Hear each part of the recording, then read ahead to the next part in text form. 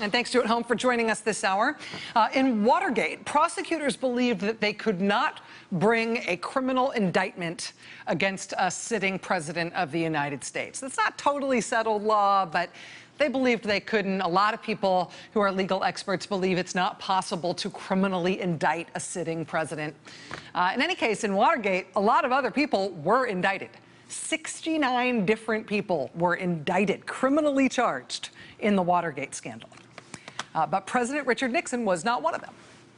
The Watergate grand jury famously considered President Nixon to be an unindicted co-conspirator in the crimes around Watergate, but as a sitting president, no federal prosecutor ever charged him with a crime. And that's why it was such a crucial touchstone moment in American history when Nixon stepped down as president and his successor, Gerald Ford, immediately pardoned him.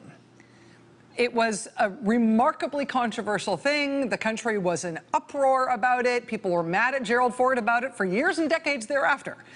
But it was something really specific and important about Nixon and about what the criminal law means around presidents. Because Nixon leaving office as president, him resigning, meant that as soon as he was no longer president, he could have been charged. He could have been criminally indicted. He might have ended up in prison.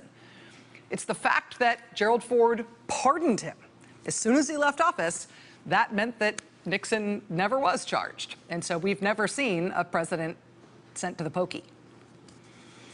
The Iran-Contra scandal in the 1980s, that was another scandal where there were a ton of criminal indictments. In the Iran-Contra scandal, 14 Reagan administration officials were indicted, criminally charged in that scandal, up to and including the serving Secretary of Defense. In that scandal, the president himself, Ronald Reagan, was never charged or named as an unindicted co-conspirator in anybody else's charging documents. Reagan, of course, served out the end of his second term. But like Nixon, Reagan's successor as president, George H.W. Bush, he was the one who got to issue the pardons for Reagan's scandal. All the indicted senior administration officials from Iran-Contra who hadn't had their criminal charges thrown out or their convictions reversed, all of them were ultimately pardoned by Reagan's successor, by George H.W. Bush. And both Watergate and Iran-Contra, incidentally, they both happened to be scandals from Republican presidencies. But, you know, the investigations into those two scandals were not particularly partisan affairs.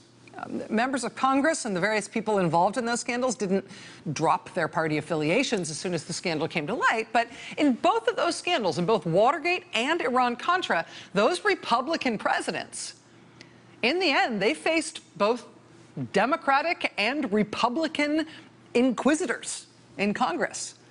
Democrats and Republicans ended up challenging those presidents and their administrations on those scandals. Both Democrats and Republicans took an active role in those investigations. Both Democrats and Republicans denounced those Republican presidents and their administrations when the scandal got to be too much.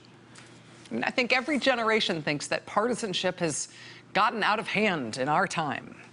And you know, it was only the good old days when people rose beyond party affiliation to do what was honorable and right for the country, even if it wasn't right for their party.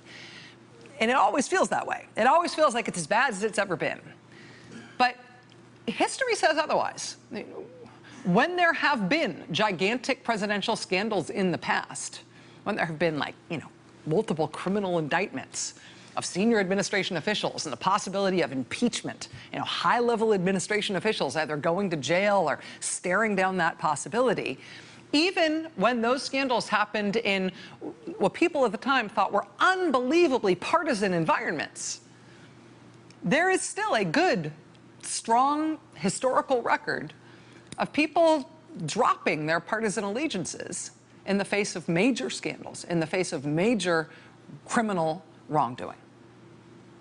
In those circumstances, people, even elected officials in Congress, have dropped their partisan allegiances or at least let them slip a little bit for the good of justice, for the good of the country, for the good of criminal accountability. Today, Vice President Mike Pence hired private counsel. He hired a private lawyer to represent him personally in the ongoing investigations into the Trump-Russia affair, both in Congress and by the special counsel, former FBI Director Robert Mueller. As of last night, we now know that the Mueller special counsel investigation has spread to include not just the Russia investigation, but also the behavior of the president himself. The special counsel now looking at potential obstruction of justice by the Trump White House related to the ongoing Russia investigation. And because of this news about Mike Pence today, I think now we have learned one of the things that's going to end up being really important about what we understand about Robert Mueller's special counsel investigation.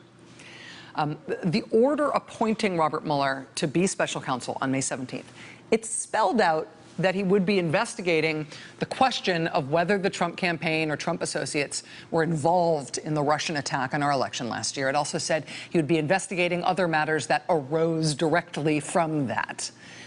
But beyond what was in that initial order, since he started, we have learned that he didn't come in and start this investigation from scratch. Some of Bob Mueller's investigation at the FBI has involved him picking up ongoing work, taking on and absorbing management responsibility for some investigations that were already ongoing before he started. For example, Washington Post was first to report last night that the obstruction of justice investigation into the president appears to have started at the FBI right after the president fired FBI Director James Comey on May 9th. Well, that was more than a week before Robert Mueller was appointed to his job. So presumably that means the investigation, the obstruction of justice investigation into the president, was already started before Robert Mueller got there and took it over. It has also been reported that Robert Mueller is now managing the ongoing investigation into Ukraine. Money that appears to have been looted out of that country's government by the now deposed pro-Putin dictator of that country, whose longtime political guru was Trump campaign chairman Paul Manafort.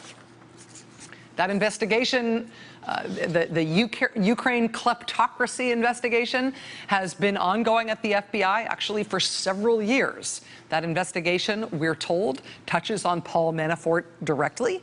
And we're also told that Robert Mueller has taken over that investigation. That Ukraine theft, corruption, money laundering investigation has now been incorporated into Bob Mueller's work as special counsel. And in addition to all that, there's also the case in Virginia that he has taken over. And this is turning out to be an important thing. One of the ongoing FBI and Justice Department investigations that was already underway before Robert Mueller was appointed special counsel is the case involving Trump National Security Advisor Mike Flynn and his foreign ties. That ongoing investigation has been reported and described by multiple news outlets. It was confirmed as an ongoing FBI criminal investigation last week in sworn congressional testimony by James Comey. So now we know for sure that it's happening. We know that the Mike Flynn investigation has produced already multiple subpoenas to businesses associated, to people and businesses associated with Michael Flynn. We know that a federal grand jury has been convened in conjunction with that Mike Flynn case. That's how the subpoenas are being issued. We know that that Mike Flynn case is being run out of the U.S. Attorney's Office in the Eastern District of Virginia. And we know that it's being led by a veteran espionage prosecutor, Brandon Van Grack. But the venue of that Mike Flynn investigation, that ends up being sort of newly important, or at least newly interesting in light of tonight's news about the vice president. Because there are federal prosecutor offices all over this country, in every state, right? There are dozens of U.S. attorneys from sea to shining sea running federal prosecutor offices and handling all sorts of important federal investigations and prosecutions, right? Everything from public corruption to big drug cases to terrorism to organized crime, you name it.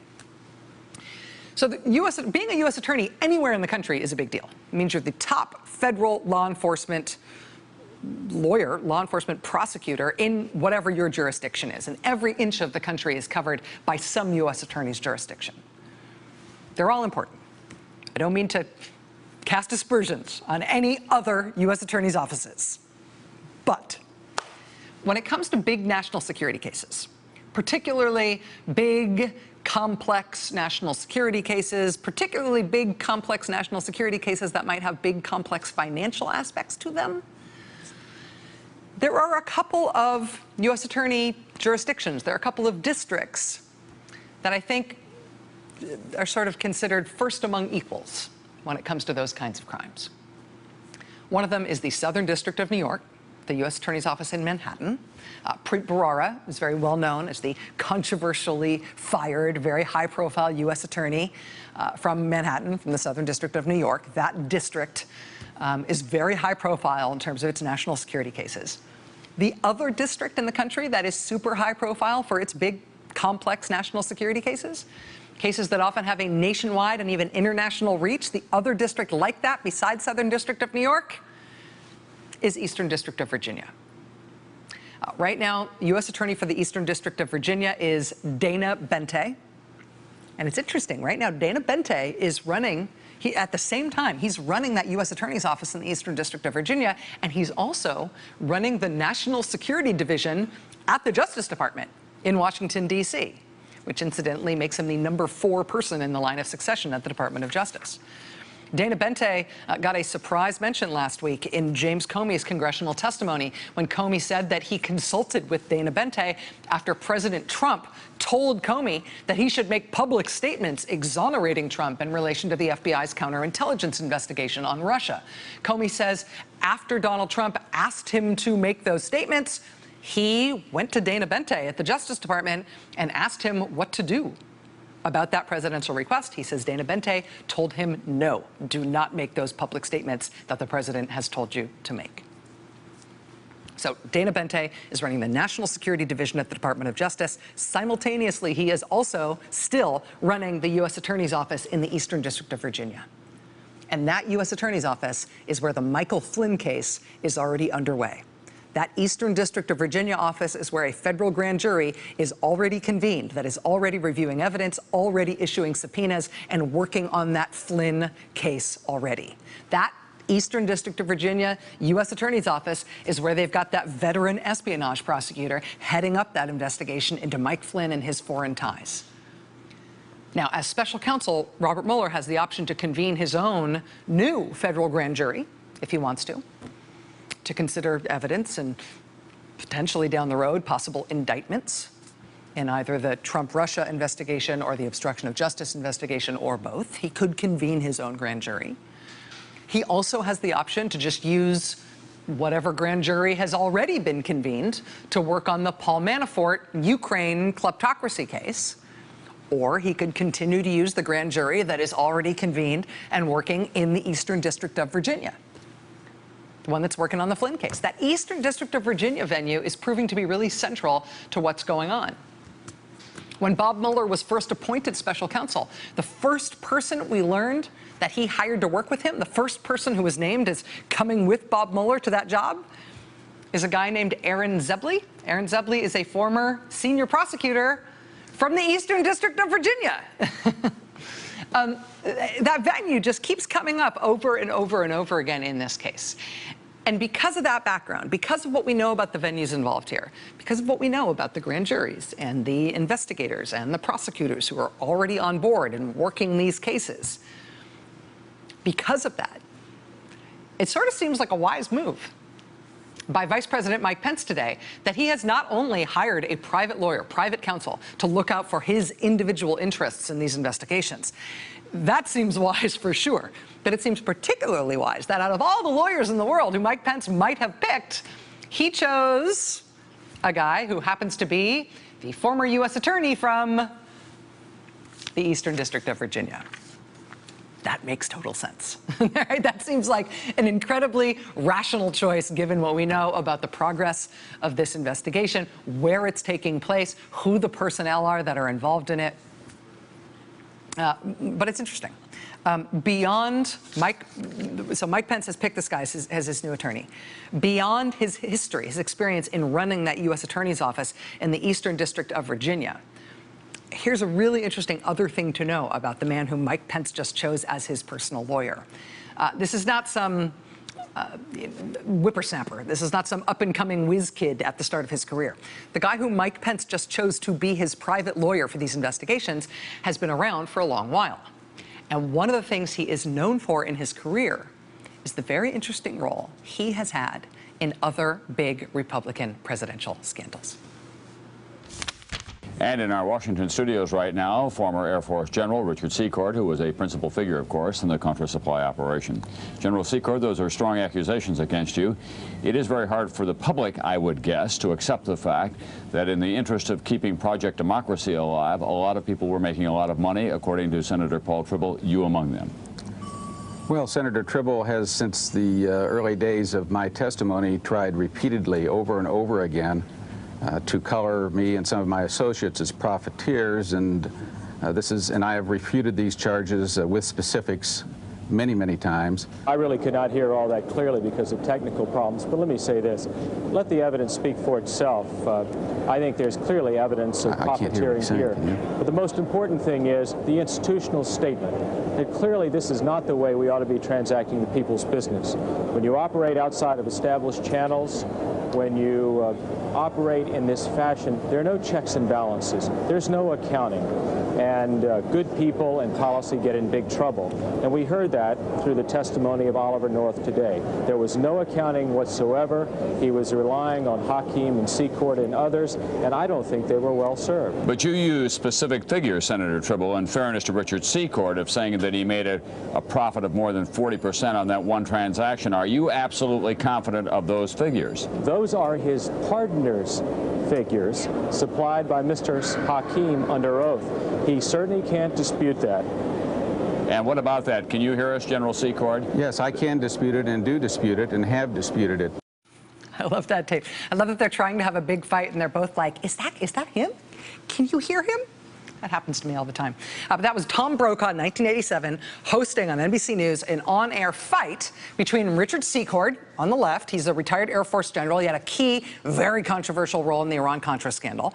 And the person he's fighting with is a Republican U.S. Senator named Paul Tribble from Virginia. So Iran-Contra was a scandal in a Republican presidency. Paul Tribble was a senator from the Republican Party. But Paul Tribble was on the committee that investigated the Iran-Contra scandal. And on that committee, he frankly made himself a huge pain in the butt to, among other people, Richard Secord for, among other things, allegedly hiding his Swiss bank account records while Congress was trying to figure out the money flow between the Reagan administration illegally selling weapons to Iran and illegally shipping weapons to Central America. They were trying to follow the money. They thought the money went through Richard Secord, and Paul Tribble became the Grand Inquisitor of Richard Secord in trying to find that money. And it made Richard Secord really mad.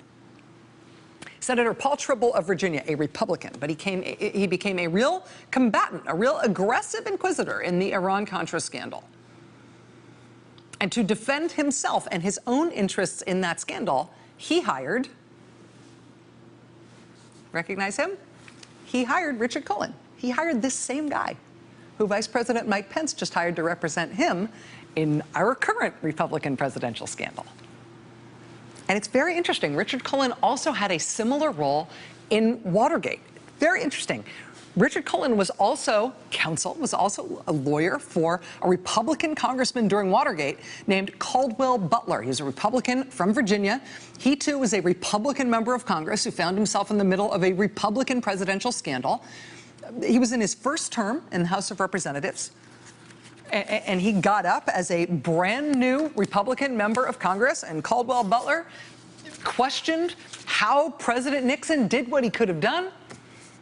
Congressman Butler ended up voting to impeach Nixon in 1974, even though he had previously supported Nixon. He's famous for standing up and saying, Watergate is our shame, as a Republican member of Congress serving in his first term, previously an ally of President Nixon. And Congressman Butler, he, too, had a lawyer who was working for him, representing his interests when he took this stand over and above his party's interests during Watergate, and his lawyer was Richard Cullen, who Mike Pence has just hired to represent him in the investigation into the Trump-Russia affair and potential obstruction of justice. And so it's very interesting that the vice president has felt the need to hire private counsel, right? The specific private counsel he's chosen, who knows if we should extrapolate from those previous experiences in previous Republican presidential scandals. I should tell you that the same attorney, Richard Cullen, he also represented Tiger Woods' wife in their divorce. I definitely can't make anything out of that in this scandal.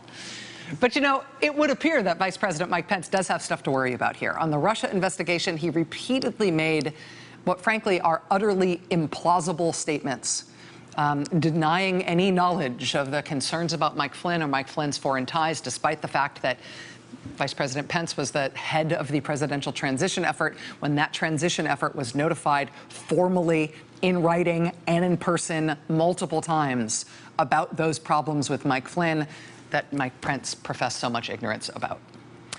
The White House has also described Vice President Pence as being intimately involved in discussions with President Trump that led up to the decision to fire James Comey.